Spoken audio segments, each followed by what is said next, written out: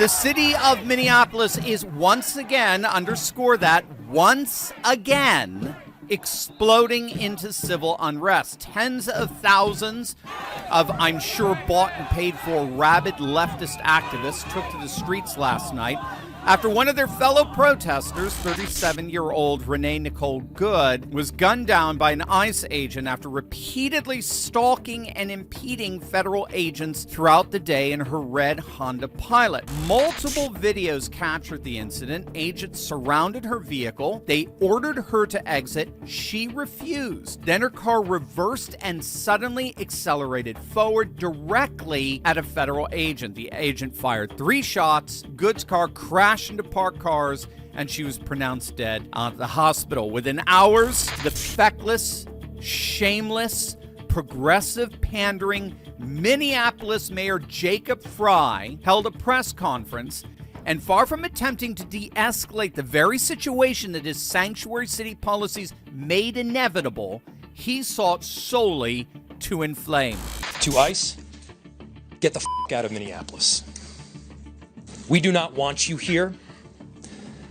Your stated reason for being in this city is to create some kind of safety, and you are doing exactly the opposite. And if the soy boy mayor was inflaming the situation, their incurably corrupt governor, who personally oversaw $1 billion epidemic of rampant fraud in his own state, decided to pour oil on that fire.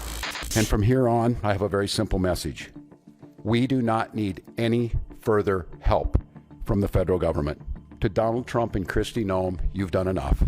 There's nothing more important than Minnesotan safety. I've issued a warning order to prepare the Minnesota National Guard. We have soldiers in training and prepared to be deployed if necessary. I remind you, a warning order is a heads up for folks. And these National Guard troops are our National Guard troops.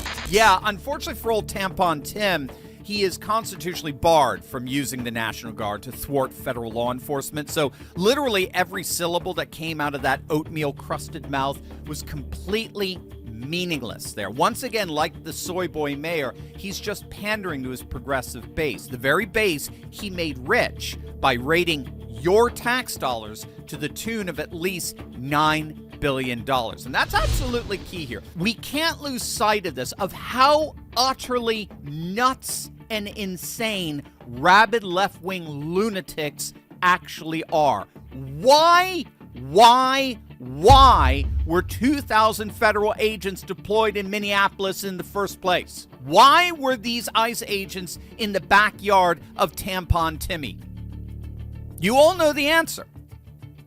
It's the answer that the legacy media and MSNBC, CNN, and Scarborough and all these guys, they are doing everything they possibly can to hide from you. To no avail, of course, because we are the media now. This is the part of the story the mainstream media does not want you to know.